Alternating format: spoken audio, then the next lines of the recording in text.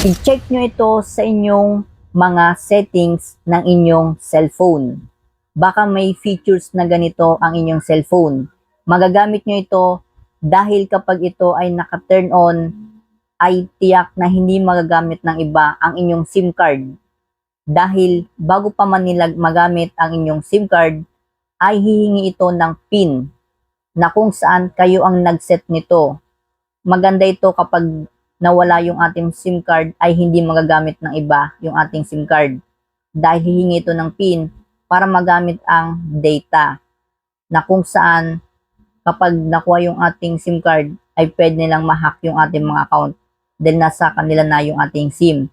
Pero sa pamamagitan nito ay kaya nitong protektahan yung ating mga account, lalo na yung ating SIM na pwedeng gamitin sa ibang paraan para makuha yung ating mga account. Watch this. Una, mag-open ka ng setting.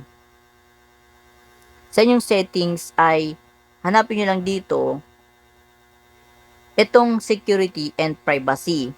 Yung sa ibang phone, ang nakalagay dyan ay privacy lamang. So, i-click nyo.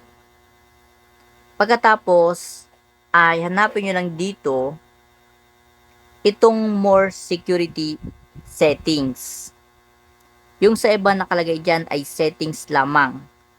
Tapos dito sa may bandang taas, makikita nyo dito ang SIM card security. So, pinutin nyo yan. Sa iba guys ay makita nyo yan sa bandang baba. So, hanapin nyo lang ang SIM card security or SIM security. So, i-click nyo yun.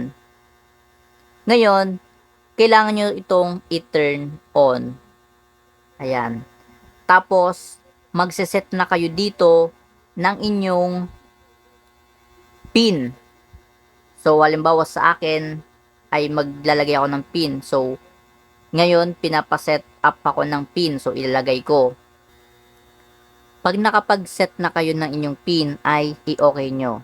Kung may natutunan, pakibahagi naman po ng ating video. At kung kayo po ay interesado sa ganitong topic, paki-follow po ako. At sa gusto po ng 100 pesos load, ay maaari naman po at pipila ko dyan sa ating comment section. Thank you for watching.